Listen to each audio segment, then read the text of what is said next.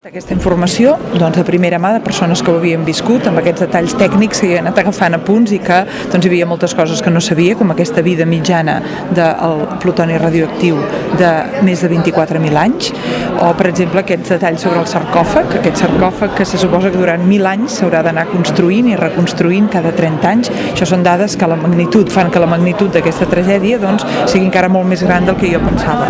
Conèixer el valor que té que un poble com Collbató tingui aquesta associació i faci l'acollida dels nens, per mi ha sigut nou, jo no coneixia aquesta realitat i em sembla que és molt important. M'ha costat arribar fins al final de l'acte, ja m'hauria aixecat i marxat, perquè m'ha semblat que el fet de parlar d'una catàstrofe així, sense qüestionar radicalment les nuclears i aquest tipus d'energia que té uns interessos molt concrets al darrere i que avui en dia, amb les alternatives que hi ha en absolut, és necessària, jo crec que per mi ha sigut difícil, com dic, arribar al final de l'acte i crec que tota discussió sobre Txernòbil, sobre l'accident també de Fukushima, ha d'anar unit a una informació verídica. Jo crec que en aquest cas les liquidadores no tenien la llibertat de parlar, jo no ho sé això, per tant o bé és això o bé, encara és un fenomen més interessant, i per això quan he intervingut he parlat d'aquesta, diríem, capacitat d'exposar la realitat de manera que se'ns faci com una cosa normal el que en absolut és justificable. En el nostre cas he parlat de la situació econòmica, també ens diuen no hi ha alternativa, hi ha alternativa, però clar, si un comença a deixar-se intoxicar pels mitjans, no com el vostre, sinó que responen a uns interessos molt clars, al final acaba veient la realitat d'una manera que un que ve de fora li sembla deformada. Jo venint de fora d'aquesta realitat m'ha semblat absolutament, diríem, no sé quina hauria de ser la paraula, però he dit esfereïdor i a més com d'una alienació, diríem, crítica molt important, que no es qüestioni d'una forma immediata, radical, que no hi hagi uns moviments completament contraris al manteniment d'aquestes centrals i que a sobre ens hagin dit que en van obrir una de nova. Tot intentar prendre'n alguna cosa per aquí, perquè nosaltres també en tenim de central nuclear i crec que el tancament hauria de ser immediat. Com sabem que hi ha una alternativa viable. El quilometratge afectat i de la longitud en el temps afectada no es tracta de reaccionar, sinó que ja desapareix el país, no has d'evacuar, i això de la terra negra que deien que no hi creix res més, això afectaria la major part del territori si hi hagués un accident. O sigui, jo crec que aquesta consciència de la perillositat i de la no necessitat, no de l'arbitrarietat d'utilitzar aquest tipus d'energia hauria de ser una cosa de coneixement públic i que amb les dades que tenim ja no em penso que no es presta discussió.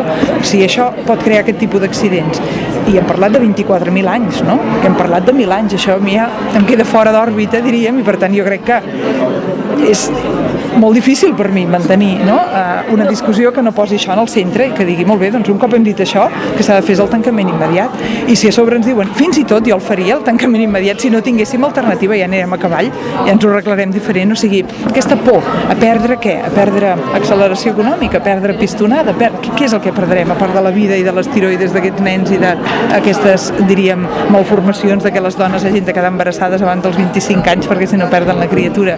Quin és l'escenari dantesc alternatiu que ens volem estalviar si reduíssim, en cas que calgués, una mica el creixement econòmic? Però és que a més, amb les dades que jo tinc, almenys de Catalunya, ni tan sols caldria reduir-ho, perquè podem perfectament mantenir tot el consum energètic del país en aquest moment amb alternatives netes.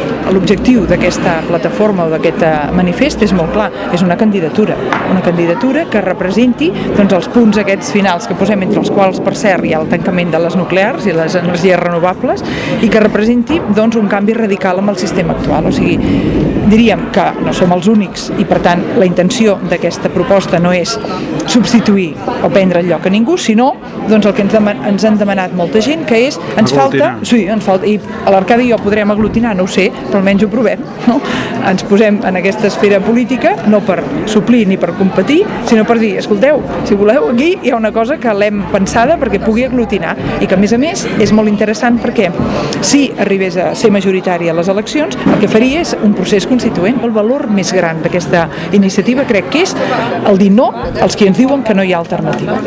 I per tant, obrir l'alternativa i que l'hem de fer entre tots i que tampoc no ens enganyin dient primer has de tenir l'alternativa a punt per poder dir que no. No, escolti, jo dic que no perquè això és indigne i l'alternativa ens la farem entre tots perquè aquí no hi ha salvadors ni messies ni màgies, no?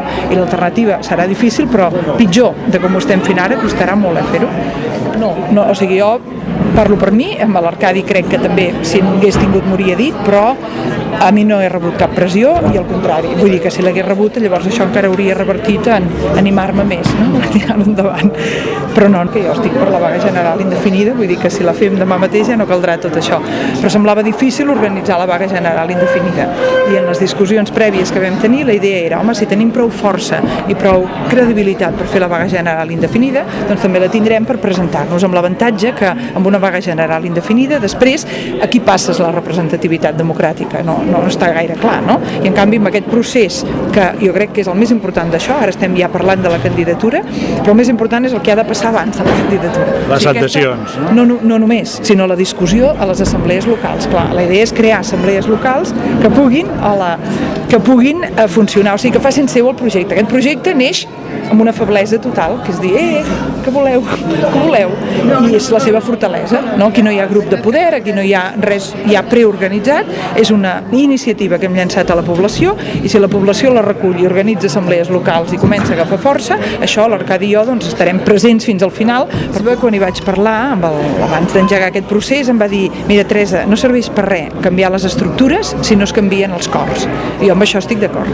No? Què passa que li vaig dir, home, fem les dues coses alhora, no? Perquè ell venia a dir primer canviem els cors i després les estructures. I clar, jo entenc que això és veritat, per més lleis que hi hagi canvi estructural, aquest canvi interior és fonamental, però jo crec que han d'anar les dues coses alhora. Amb aquest tipus de projecte que és obert i que no saps on portarà, doncs, home, un ha de tenir clar que segur que té uns riscos personals, no? Però jo crec que amb aquest 30% de pobresa que he dit i aquest 12% de misèria, doncs el risc aquest que jo corro és ridícul, no?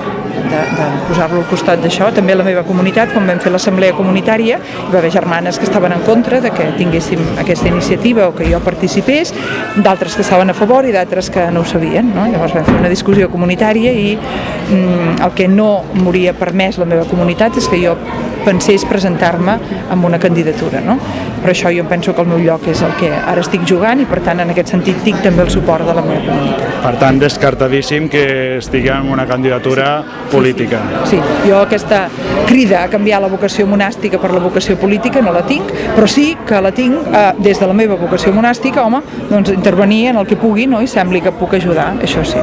Home, jo diria que aquesta activitat que porto ara potser em portarà a anar amb altres punts i que l'agenda no m'acaba de donar com per... A mi no m'agradaria no passar-me el dia fent conferències perquè, entre altres coses, jo valoro molt l'estona de silenci, perquè és l'estona on tu pots doncs, tenir aquesta distància crítica i jo crec que es gesta en aquests moments, que si no et deus convertir en una mena de repetidor d'idees, ni que siguin les pròpies, però les has d'anar renovant també, no? I per tant jo no tinc en el desig meu, no entra doncs, fer una mena de tour constant de xerrades i conferències i com que aquesta cosa que hem engegat és d'abast per tot el territori català, igual doncs em tocarà anar a llocs que són més llunyans i no tindré tants dies per la proximitat.